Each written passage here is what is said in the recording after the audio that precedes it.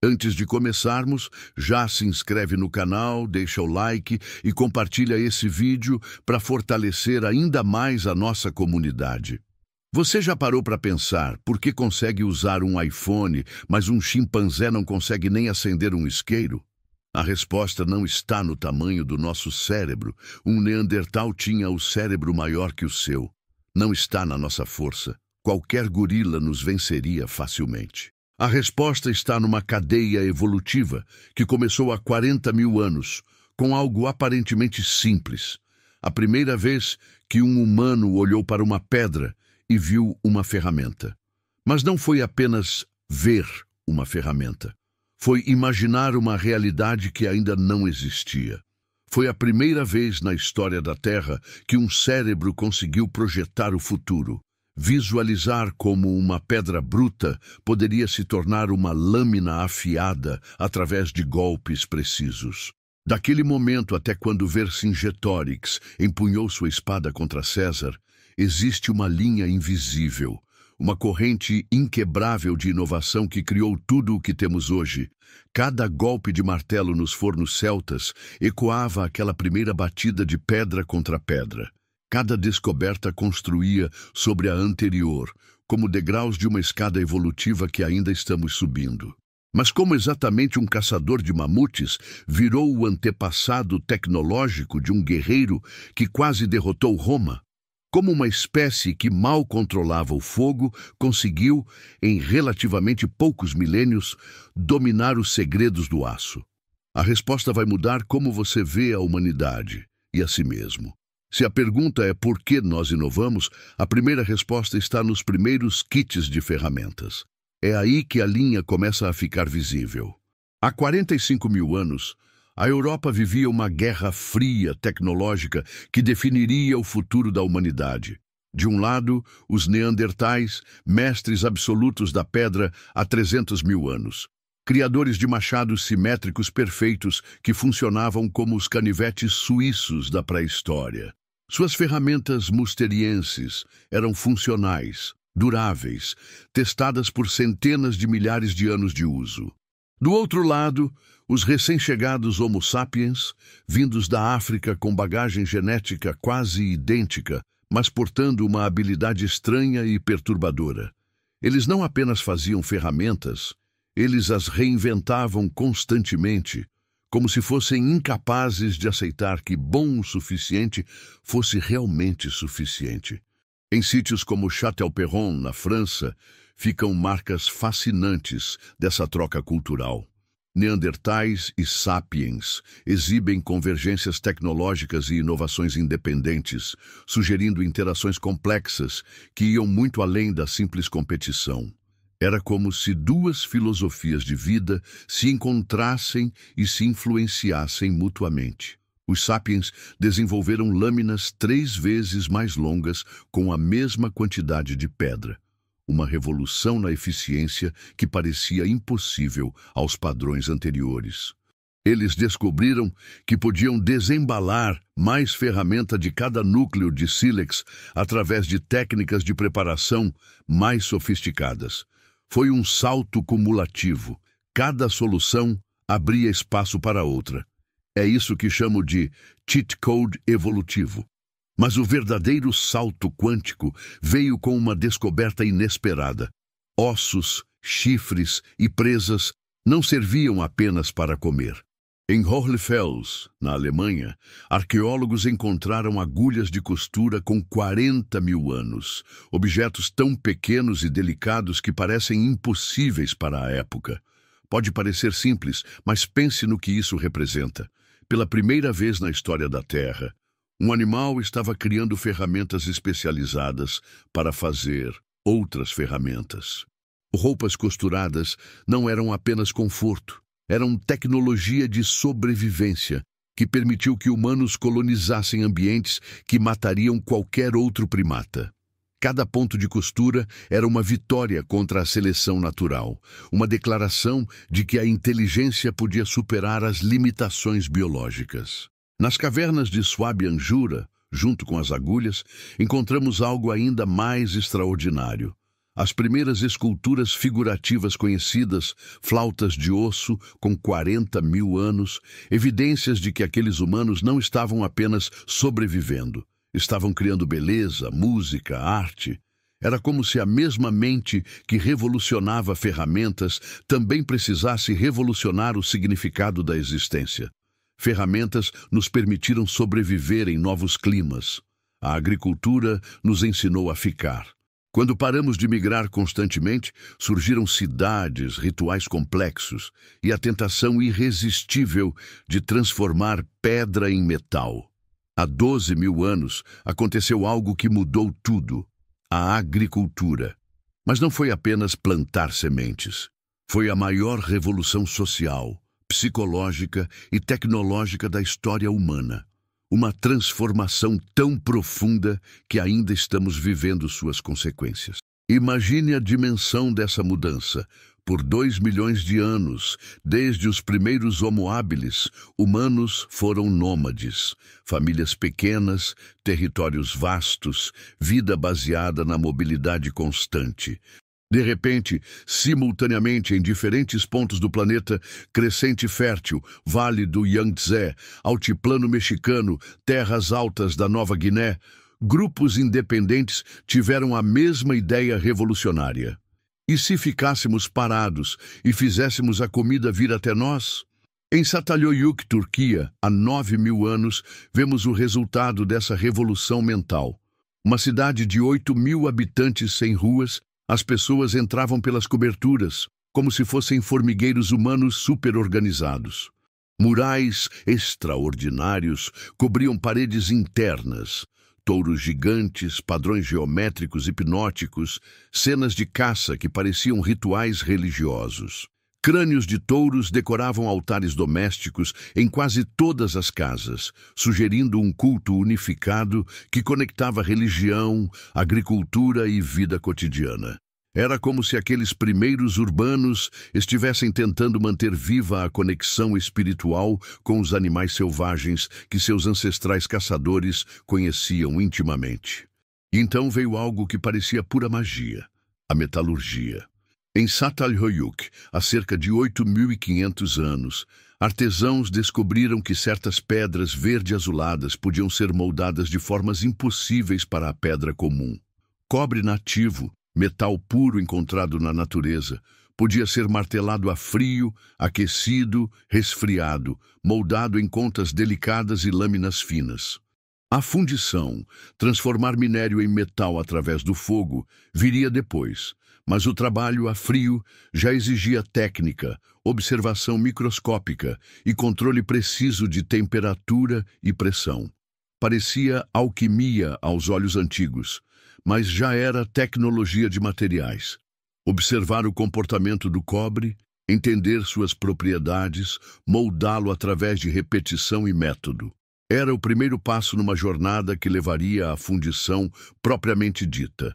Fornos capazes de derreter rochas, transformar minério em metal líquido, criar objetos que não existiam na natureza.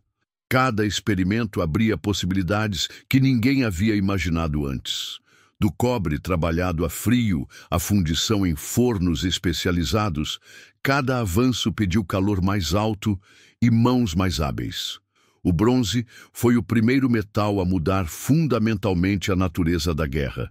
Por volta de 300 a.C., no Próximo Oriente, artesãos fizeram uma descoberta que mudaria a face do mundo. Misturar cobre com estanho, na proporção certa, criava um metal completamente novo, dourado, duro, capaz de manter um fio cortante que o cobre puro jamais conseguia. O bronze não era apenas uma melhoria, era uma revolução. Ferramentas de bronze duravam 10 vezes mais que as de cobre. Armas de bronze podiam cortar através de qualquer material orgânico conhecido.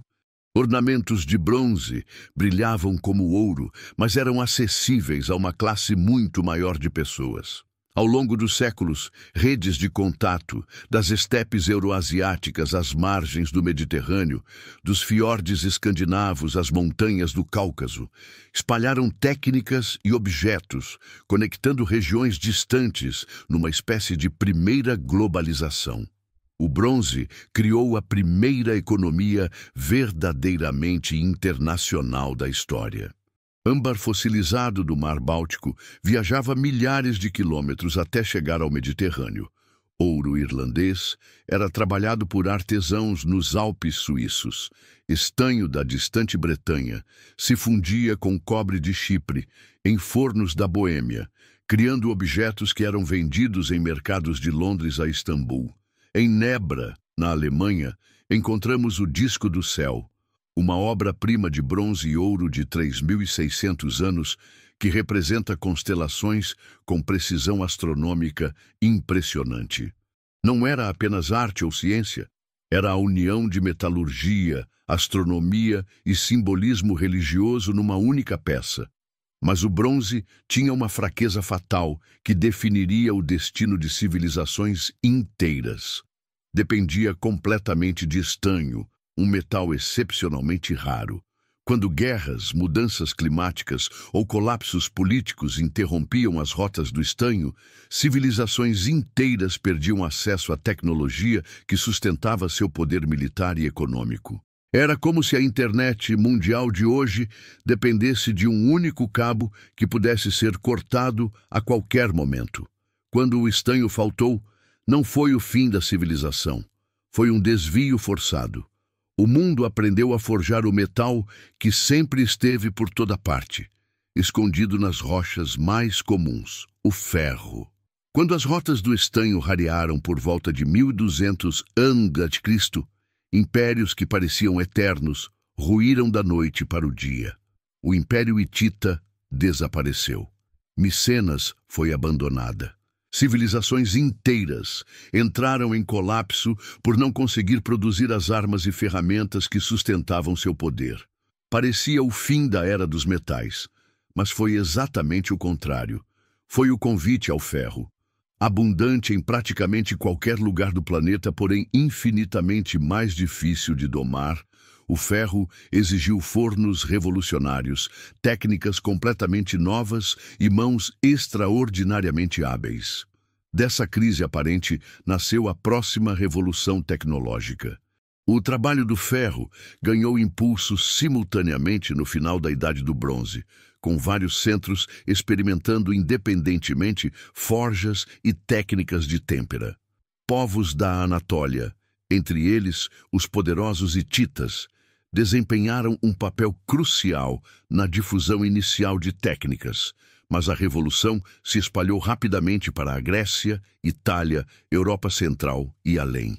Domar o ferro exigia fornos capazes de atingir temperaturas próximas de 1200 degrees.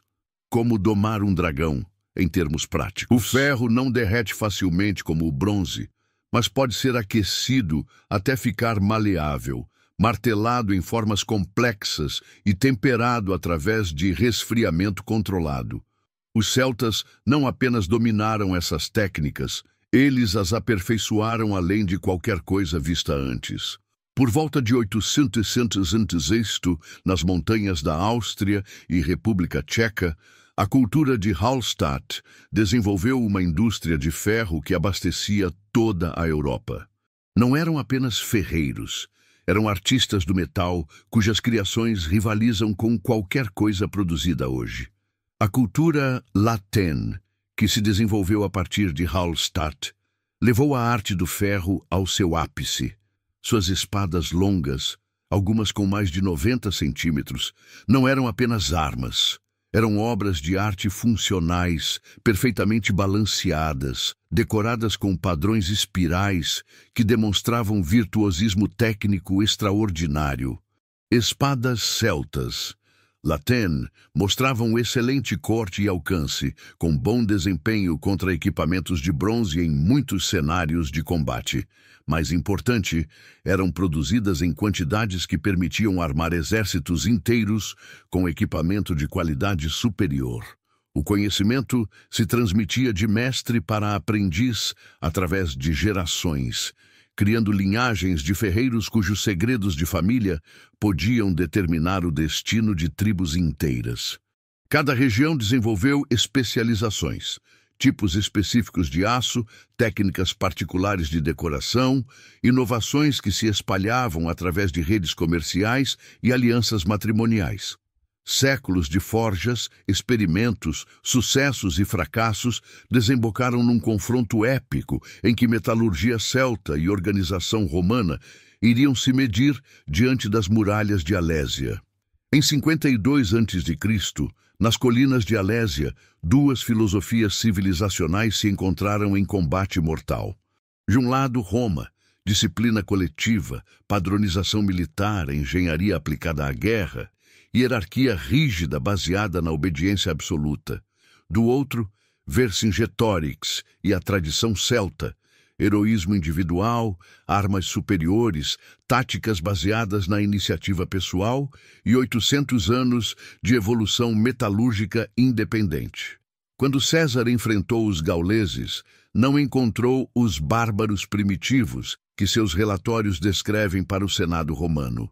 Encontrou uma tradição metalúrgica consolidada na Europa Central, herdeira de séculos de inovação que, em muitos aspectos, superava a tecnologia romana. Em muitos contextos, as espadas longas gaulesas bem forjadas rivalizavam e, às vezes, superavam o equipamento romano padrão, ainda que os romanos se destacassem decisivamente em padronização, disciplina tática e engenharia militar aplicada a cercos e fortificações. A espada que Vercingetorix empunhava naquele dia fatal resultava de ferro forjado e aços carburizados através de técnicas que haviam levado gerações para aperfeiçoar. O ferro era aquecido em fornos especiais próximos de 1.200 centígrados, martelado repetidamente para eliminar impurezas, dobrado sobre si mesmo para criar camadas e temperado através de resfriamento controlado. O carbono se incorporava por carburização, exposição prolongada a carvão em brasa, gerando lâminas que combinavam resistência e flexibilidade de formas que nenhum bronze jamais conseguira. Mas a conexão entre aquela espada e as primeiras ferramentas paleolíticas ia muito além da evolução puramente tecnológica. Os motivos espirais que decoravam escudos e espadas celtas ressoam padrões recorrentes na arte pré-histórica europeia, das cavernas de Lascaux aos megalitos neolíticos. Não se trata de uma linha direta de influência, mas de sensibilidades visuais e simbólicas que retornam em diferentes tempos e lugares, como se certas formas falassem a algo profundo na psique europeia. A veneração celta por animais sagrados, javalis, cervos, touros, corvos, conectava-se diretamente ao xamanismo paleolítico, aos cultos de fertilidade neolíticos, à mesma necessidade humana de encontrar significado na natureza que havia levado os primeiros artistas a pintar nas cavernas. O próprio conceito de guerreiro heróico que Vercingetorix personificava tinha raízes profundas nas primeiras sociedades de caçadores-coletores, onde liderança emergia através de feitos individuais de coragem e habilidade, não de hierarquias impostas por nascimento ou riqueza. Quando Vercingetorix jogou suas armas aos pés de César, não estava apenas perdendo uma guerra ou encerrando uma rebelião. Estava simbolicamente entregando 40.000 anos de evolução cultural europeia, a última resistência organizada de uma Europa tribal que havia aprendido a forjar ferro, mas nunca havia abdicado do espírito paleolítico de liberdade individual e conexão direta com a natureza. Da lâmina de sílex à espada templada, o fio condutor nunca se quebrou, apenas mudou de forma, material e propósito. E ele chega até a sua mão através de uma cadeia ininterrupta de 40.000 anos. Hoje, quando você desliza o dedo na tela do seu celular, está fazendo exatamente o que aquele primeiro humano fez ao moldar pedra há 40 mil anos, transformando matéria bruta através de inteligência aplicada. A curiosidade que levou nossos ancestrais a ver possibilidades onde outros viam apenas obstáculos ainda pulsa em cada um de nós. Toda vez que você aprende uma nova função no seu smartphone, resolve um problema criativo no trabalho, experimenta uma receita diferente na cozinha ou encontra um atalho mais eficiente para uma tarefa cotidiana, está usando exatamente o mesmo impulso evolutivo que levou alguém a ver uma espada perfeita dentro de um pedaço de ferro bruto. Seus filhos, ou as crianças que você conhece, carregam nos genes e na cultura os mesmos padrões mentais que criaram a primeira agulha de osso, a primeira lâmina de bronze, a primeira espada de ferro temperado. Eles têm dentro de si 40 mil anos de ancestrais que sistematicamente recusaram aceitar o mundo como era e decidiram transformá-lo através de criatividade, persistência e trabalho. A linha evolutiva que conecta aquele primeiro golpe de sílex contra sílex até os chips quânticos dos computadores modernos nunca se interrompeu. Cada geração construiu sobre o conhecimento da anterior, adicionou suas próprias descobertas e passou tudo adiante numa corrente cultural ininterrupta que representa a maior conquista coletiva da espécie humana. Nossa herança não é feita apenas de genes, é feita de técnica, imaginação e a convicção obstinada de que sempre podemos fazer melhor. O desafio contemporâneo não é empunhar uma espada contra inimigos externos, mas escolher com sabedoria e responsabilidade as ferramentas que forjamos e como as usamos para moldar o futuro. Da próxima vez que você enfrentar um problema aparentemente impossível, lembre-se, você é descendente direto de pessoas que transformaram pedras brutas em ferramentas precisas, terra selvagem em campos cultivados, minério comum em armas extraordinárias. Você carrega em si a mesma capacidade de ver soluções onde outros veem apenas dificuldades. A linha oculta continua. A pergunta é: que tipo de ferramenta você vai acrescentar à corrente? Se essa jornada épica, através de 38 mil anos de evolução humana, fez você repensar nossa capacidade infinita de transformação e adaptação, curta este vídeo e se inscreva no canal, porque entender profundamente nosso passado é a chave para construir nosso futuro com sabedoria, criatividade e responsabilidade.